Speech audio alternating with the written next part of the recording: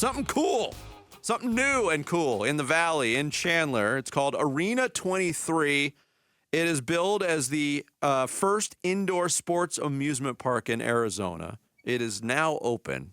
And the man behind it is the one and only Casey Jacobsen, who joins us in studio to tell us more. What's up, Casey? Hey, guys. Thanks so much. Casey. Hey, Dan and Vince. Appreciate you guys. Good to be in studio with you.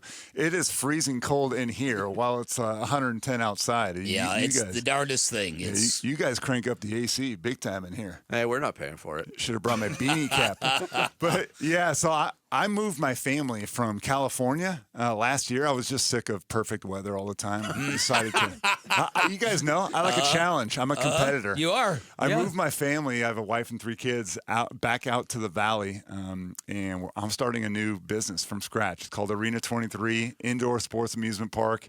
I think you guys know my wife and I ran a trampoline park business for 5 years in California, so we got a kind of a taste of what it's like to run a retail business like that. It was really fun, but I just kept thinking to myself the entire time we were doing that is, while trampolines are cool, I'm not passionate about trampolines. I'm passionate about sports, and I thought, could I turn this business model or use this business model of trampoline parks in a unique way with sports? And so the Odyssey started about 5 years ago, and here I am.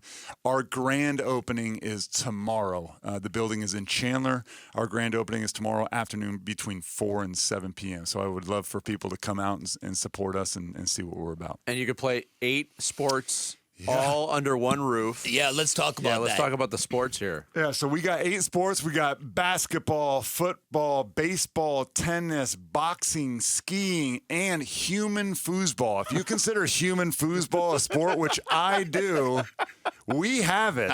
So, so what we are not a training center. You will not get coaching. We don't host leagues or tournaments. This is just for fun. These are sports simulation games. Almost like, think of it like a gigantic sports arcade in some ways. We have baseball batting cages, for example, that have cameras and sensors and screens. So when you hit a real baseball, and it projects where it goes onto the field, and it gives you a score. We have a 2-lane obstacle course race that is football inspired, where you're racing against your friends over obstacles, and it's all timed. You hit sensors and lights as you go through. That's awesome. Yeah, we have the first ever full-size quarterback simulator. So you're throwing real footballs 40 feet through metal rings that have sensors inside of them, and you get 90 seconds to throw as many as you can through these rings. So games like that, it is addicting. Every morning, you guys, I wake up, I go to the park, and I turn on all the games, and That's fantastic. It's just me in there. It's like my quiet, happy time, and I go and I test I take 10 swings in the batting cage, and then I move on. And I throw in the Kiwi one. It's almost like cross training. Yeah, I no longer need my gym membership. I just go in there, I get sweaty, and I'm good to go. I'm showing up. You can guarantee that. Yes. The baseball, the quarterback challenge, I'm all about that. That, and I'm looking at the tennis simulator. The tennis I'm looking simulator? at looks pretty Definitely. stinking cool. Well, so we have all these games, and I was thinking to myself, which ones are going to be the most popular, which ones are not going to be the most popular, right? Because even if you have really good quality games, there's going to be some that are just more, attractive to people. Yeah. And I was thinking that the tennis was going to be one of our least popular attractions, and what I'm finding out is that's certainly not the case. People, for whatever reason, we don't have pickleball, we have tennis, and they love it. I think partly is because the way the tennis game works, it has like a tennis ball cannon that just continues to fire tennis balls at you. Yeah. That even if you hit a terrible shot, which we all do, it's not a big deal. The tennis cannon will just hit you another one. So there's really no pressure.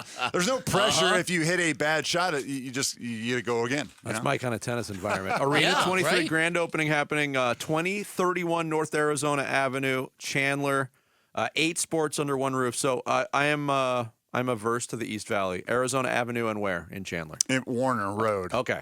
All right. There's a big PGA golf superstore that is our next door neighbor. Okay. Very cool. That I know establishment. exactly where you're at. Yeah. Most people know the PGA store has been there for over a decade. Yep. While we got you here, it's a popular time to talk about college athletics. You do a lot of college basketball analysis. The big story is And a lot of people are standing on this hill now saying, good for Dan Hurley. He might have saved college athletics by turning down the Lakers. Your thoughts? Well, you remember when Mike Krzyzewski was offered the Lakers head coaching job. That was way back in 2004. I was still with the Suns, or that was the year I was traded from the Suns to the Hornets. And that was kind of a big deal. It was a big story. Obviously, Coach K was the face of college basketball at the time. And you can make an argument that while Dan Hurley is not the face of men's college basketball, he's becoming one of them. Yes. And it makes sense to me that Dan Hurley would stay at UConn. I understand what the Lakers are. They're one of the biggest brands in all of professional sports. But Dan Hurley, I think, was honest with himself about who he is, what he wants, what's the best fit. And I've always believed, guys, and I'm not standing on a soapbox right now, but I really believe that money isn't everything. Fame isn't everything. Where you fit and where you can be the most successful really, really matters. And that's why I talk to a lot of young players who are being recruited, and they're like, hey, should I go to Duke, or should I go to Stanford? Should I go to Arizona State? Fit matters. Who's the coach? What's the environment like? What are your goals? And I think for Dan Hurley, it came down to, okay, it's not about money. It's not about proving himself as I'm coach at the highest level. Where can he be the most successful? Where can he impact the most people? And I absolutely think that Dan Hurley is will be more effective as a college basketball coach than he would be as an NBA coach. He can make a bigger impact on young people's lives. And UConn isn't going anywhere, guys. No. UConn is now back. That they were awesome under Jim Calhoun. Jim Calhoun built UConn from nothing. Storrs, Connecticut is not a destination city. No. He built that thing into a program. Kevin Ollie won one national title, I believe, in 2014, and then kind of ended disastrously. And UConn was kind of adrift for a couple of years. Yeah. Dan Hurley came in and has now resurrected them back to prominence. And I see no signs of him slowing down at all. Selfishly, I'm happy. I'm a college basketball analyst. I just signed a 3-year contract extension with Fox. Nice. And we have the Big East. So selfishly, I'm glad that I still get to interview and talk about Dan Hurley's clubs. Yeah, I think it's perceptually it's a big victory for college basketball. All right, I want to ask you about when it comes to the Lakers and the Suns. There's reports now that the Lakers have messed up a couple of times with this hire, including Frank Vogel, who they found out didn't sort of engender the respect among those Lakers players that you need to kind of build something long term. We might have just seen that in Phoenix. From what you've been able to see of the Suns, do you think Mike Budenholzer, do you think creating an entirely different culture can change the nature of a basketball team? Not really. I am just dumbfounded by how quickly coaches are dismissed. And I guess you guys might know better than I. Is this a new trend, or has this been going on for a long period of time? But it really feels like teams are so much more willing to just throw away a coach, regardless of how long their contract is. The money is irrelevant. I mean, it's relevant to the person that they're paying it to, but it seems irrelevant to an organization. The length of years that they've committed to, Amani Williams or Frank Vogel does not matter. That is strange to me. That is really, really strange. It seems like it's getting worse. I think that's a function of the billionaire class. I think you've got owners now who just, I don't care. Well, and Fire 'em. there's no penalty for it either. Yeah, there's no penalty. There's no salary cap ramification. So move on. Fail fast is kind of the battle cry now. Yeah, it's a good. And you guys, I'm sure you talk to a lot of fans who want. If there's expectations on a team like the Suns and they disappoint, fans want something, like they want someone to be held accountable. Yeah. They want change. And the easiest thing, you guys know this, the easiest thing to change in a basketball roster that is tangible is the head coach, not the players. It is so difficult to trade or fire players. The easiest thing is to fire a coach, and then you can go back to your fan base and say, hey, we're trying. We understand that we disappointed, and we're trying, and we're going to make a change. But to your original question, Dan, do I think that a coach can come in 1 year and change the culture of an NBA team? Not in 1 year. Not in 1 year. Now, over time, yes, I do. Yeah. But not in one season. No, I don't. Casey Jacobsen in studio with us, telling us about Arena 23. We'll tell you more in just a second. But while we got you here, I got to get your thoughts, Casey. Pac-12, I mean, you were in the Pac-10. You were a superstar in the Pac-10 at Stanford. The conference is effectively done. Everybody's going their separate ways. your thoughts on the dismantling of the conference, and I know your beloved Stanford Cardinal, which is a charter member of that conference, not going to be in the Big Ten. It's the ACC. The ACC. That's right. Yeah, which is so, even worse. So weird. That's even worse. Wow. Yes. Well, hey, look, I'm devastated. Really, personally, professionally devastated that the conference is no longer. But we have to accept it.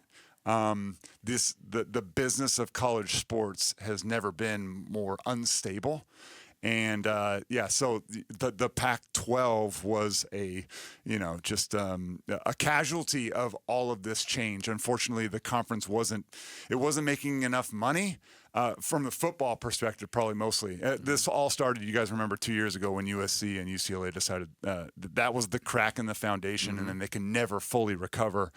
I'm sad about it. However, I also have to say that am I looking forward to watching USC play Ohio State in a regular season football game? Yes, I am. Am I excited about watching and maybe calling UCLA play Michigan State in a regular season college basketball game? Yes, I am. I think the Big Ten is a fantastic athletic conference, just awesome, and I will get to be a part of that because Fox has contracts with Big East, Big Ten, and Big 12. So professionally, I'll still be able to be connected and do what I love to do. But Vince, you mentioned my alma mater, Stanford, is now in the ACC. I have nothing to do with the ACC. Yeah. I don't call games. I don't cover the ACC because that's an ESPN. Basically, they have an exclusive deal with ACC.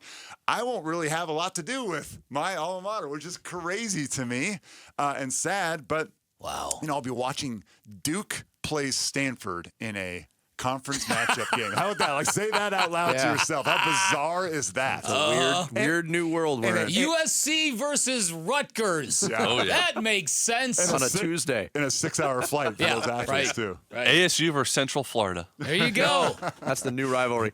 Casey, congratulations on your new venture, Arena 23, grand opening tomorrow, correct? Yeah, grand opening tomorrow, June 12th from 4 to 7 p.m. Please look us up. Our website is arena23sports.com. I would appreciate the support from the community in the Valley, and I think you guys will like it. Yeah, it looks want like you a guys great to come time. down. I'm coming. Don't you worry about that. All right, bring your back brace. I know exactly where mine is, so that's perfect. Casey, congratulations and best of luck with the new venture. Casey Appreciate Jacobsen, former Sun, Stanford legend, college basketball analyst, joining us in studio here. Thanks for watching Bickley and Marotta.